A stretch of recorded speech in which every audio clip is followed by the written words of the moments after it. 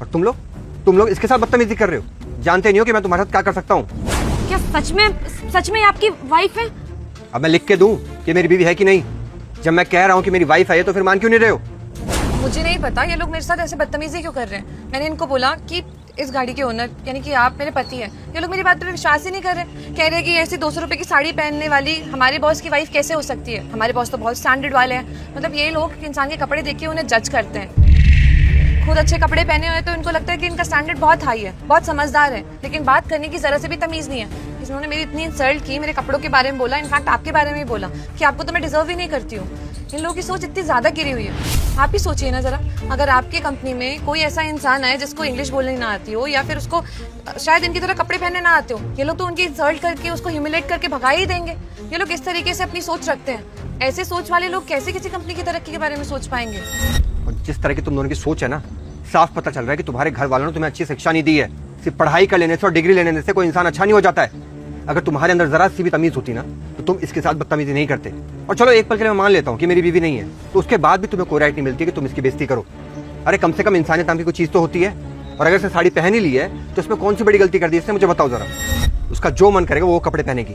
अरे इसको तो मैंने कितनी बार बोला है, अगर तुम चाहो तो तुम वेस्टर्न ड्रेस भी पहन सकती हो, लेकिन नहीं, इसको अपनी इंडियन कल्चर पसंद है और ये साड़ी पहनना पसंद करती है तो पहन रही है। लेकिन तुम कौन होते हो कि तुम यहाँ पर खड़े होकर इसकी बेइज्जती करो? वैसे एक बात ना अपने दिमाग में अच्छे से डाल लो कि जिस इंसान के पास पैसा होता है ना वो दिखावा नहीं करता, और जिसके पास नहीं होता है वही दिखावा करता है। आज जो भी सच्चे मन से जय श्री राम लिखकर मुझे फॉलो करेगा उसके सभी काम सफल हो जाएंगे। यह मेरा आशीर्वाद है, जैसे कि तुम दोनों कर रहे हो। और रही बात इसकी और इसकी सोच की, तो इसकी सोच बहुत अच्छी है क्योंकि ये बहुत पढ़ी लिखी है। और तुम्हें बताया ना मैंने कि बाकी ब्रांचेस को यही संभालती है। जब ये एक लड़की होकर अकेले सारे ब्रांचेस को संभाल सकती है तो फिर अगर ये ऐसे कपड़े पहनती है तो तुम होते कौन है कहने वाले कि ये गवार है? इसका मानना है कि पैसा हम जितना बचाएं हमारे भविष्य के लिए उतना अच्छा होता है। इसीलिए तो आज हमारे पास इतनी सारी ब्रांचेस हैं, वरना आज जिस मुकाम पे हम लोग हैं कभी ना होते। और उन सब का श्रेय इसको जाता है।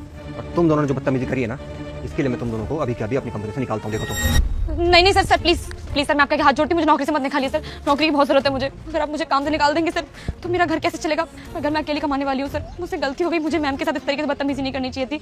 मुझे मेरी गलती का पछतावा है सर। मैं आइंदा से ऐसी गलती दोबारा नहीं करूंगी सर। प्लीज मुझे माफ कर दीजिए, लेकिन नौकरी से मत निकालिए। मैम प्लीज सबको बोलिए ना कि मुझे नौकरी से ना निकालें।